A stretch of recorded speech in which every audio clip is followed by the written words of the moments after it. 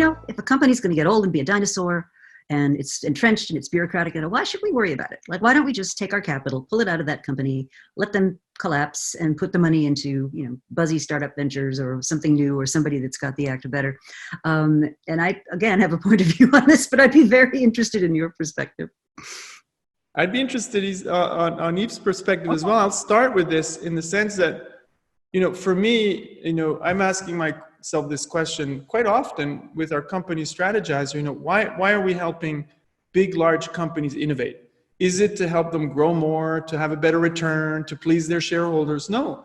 I believe actually it's almost a moral obligation in the sense that if we can help established companies reinvent themselves, they're not going to get disrupted, because the social cost of a company that needs to lay off 10,000 or 50,000, 100,000 people, like is happening now, the social cost is so high that if they can reinvent themselves, they won't have that cost. The society won't have to carry that cost. So it's easy to say, I'm in my beautiful office and I'm saying, startups are going to disrupt this, and that's just natural life. Well, the human cost behind it is enormous. So I think that's the part, that should motivate us also to help these large corporations to continue to innovate. And then the second piece to that for me is not just about innovation to create more products, that create value for society, but it's also to create better workplaces. Because at the end of the day, 7 out of 10 people, they don't want to work where they are. They don't enjoy work. They're not engaged. They actually want to change jobs. So great. That means 7 out of 10 people are not enjoying 8 hours at work or however number of hours you work. So that's just not good. So I think there's an opportunity to improve companies, to help them get better, so we can help create a better society. But that's very idealistic.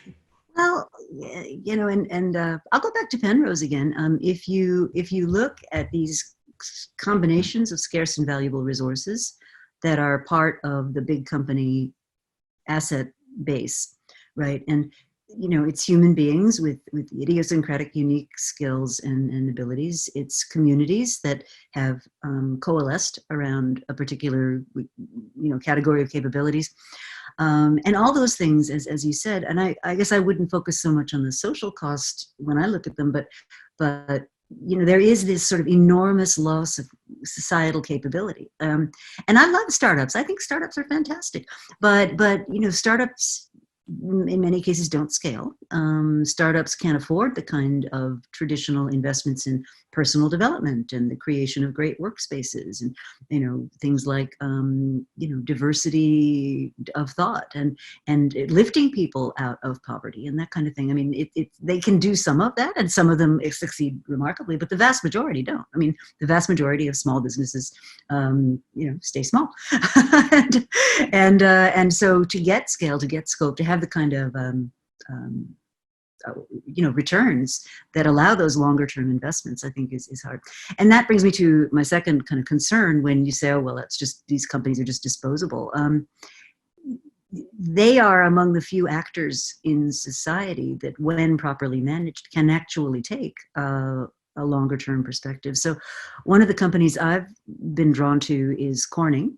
And Corning's strategy very explicitly is we need to be 5 to 10 years ahead of where our clients or where our customers are going to be.